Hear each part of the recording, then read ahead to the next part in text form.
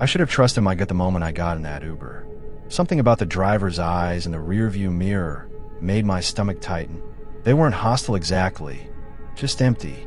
It was a Friday night, past midnight. I'd stayed late at a friend's apartment, and since the buses had stopped running, Uber was my only option. My phone battery was at 18%, enough to book the ride but not much else.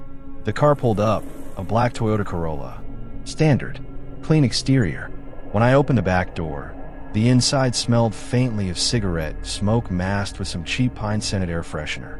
"You're going to Willow Street?" he asked, voice flat. "Yeah," I replied, strapping in. He didn't start driving right away. He just looked at me through the mirror, unblinking, before finally pulling onto the road. At first, everything seemed fine. The city was quiet, the occasional neon sign buzzing as we passed. But after a few minutes, I noticed something strange. The route on his GPS wasn't the one I usually took. That's not the way to Willow," I said, trying to sound casual. "Shortcut," he muttered. My chest tightened. The shortcut took us into darker, emptier streets. Street lights became scarce, buildings spaced farther apart. My phone showed the little blue dot drifting away from the highlighted route. I considered speaking up again, but hesitated. I didn't want to anger him. My heart started to thud against my ribs. The air in the car felt heavier, harder to breathe. I tried distracting myself by scrolling on my phone, but the battery was down at 10%. The Uber app froze for a second, then the screen went black. Dead. My lifeline gone. I shoved it in my pocket, palms sweating. That's when I noticed something that made my blood run cold. The child lock light on the back door was on. I reached for the handle to test it. Stuck. He must have seen me trying, because he spoke without looking back. "Safer this way. Don't want passengers running off." The way he said it, calm, matter of fact, was more terrifying than if he'd shouted.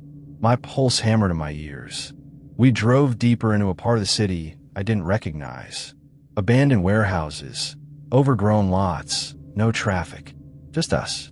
I leaned closer to the window, searching for any sign of life. Nothing. I forced myself to speak. "Hey, I think I'll just get out here. I can walk." He chuckled softly, shaking his head. Too late for that. That's when I saw it, the knife. It was resting in the cup holder between the seats, blade catching the faint glow of the dashboard lights. Not huge, but sharp. Ready. Every instinct screamed at me to do something, but what? My door was locked. My phone was dead. My body was pressed against the seat like I was sinking into it.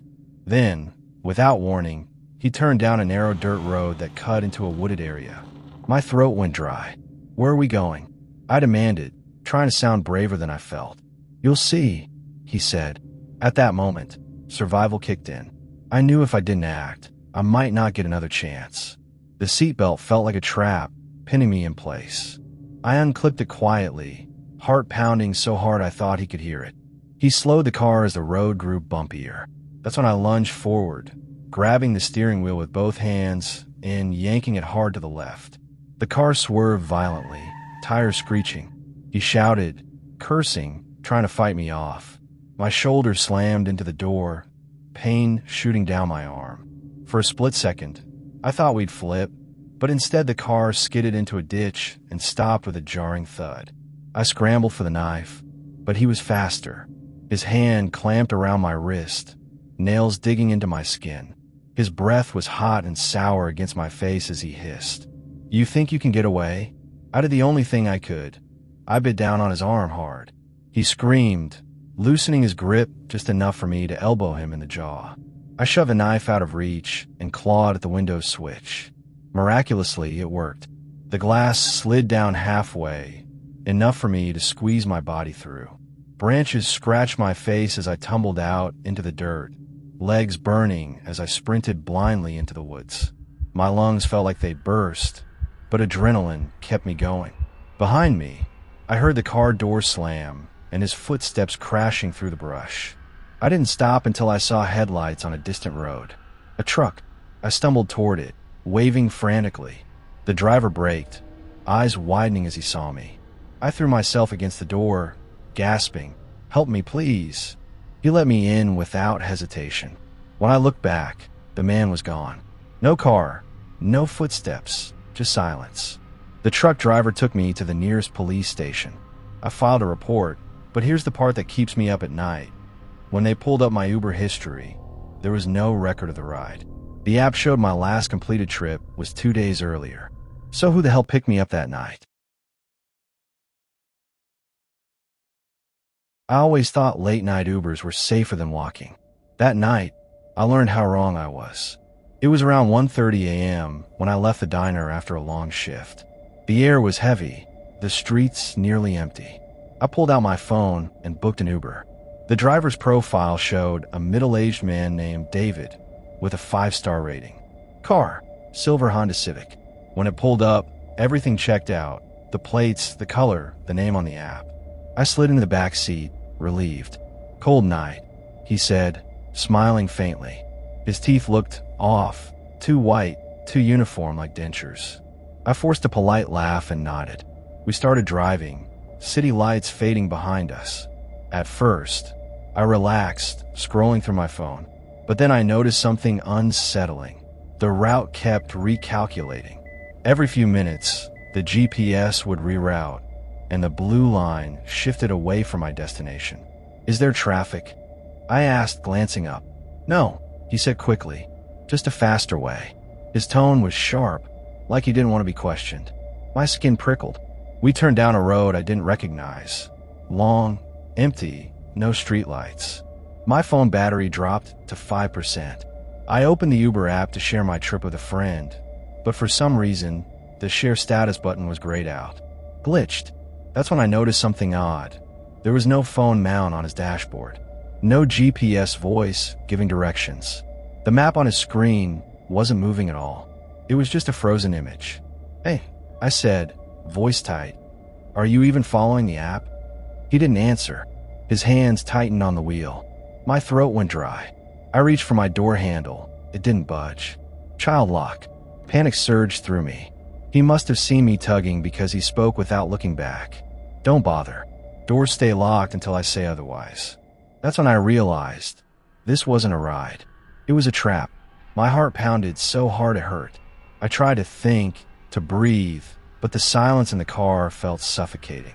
Then, from the glove compartment, he pulled out something that made my stomach drop. A roll of duct tape.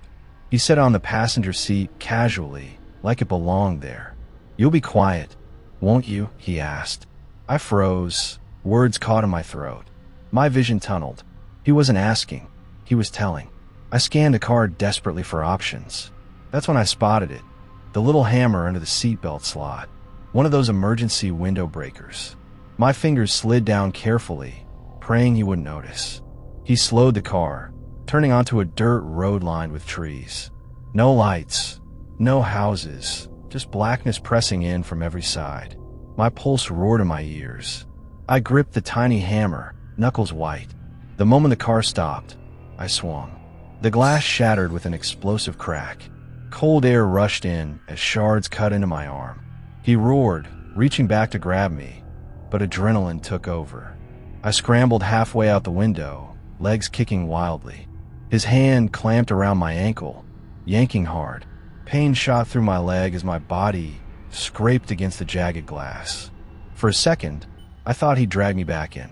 I kicked, hard, connecting with his face. He screamed, loosening his grip, and I tumbled out onto the dirt. My knees burned, palms bleeding, but I didn't stop. I bolted into the woods, branches whipping against my skin. Behind me, I heard the car door slam and his heavy footsteps pounding after me. I ran until my lungs felt like fire, until my vision blurred. Then, through the trees, I saw it, a faint light, a small gas station, glowing like salvation.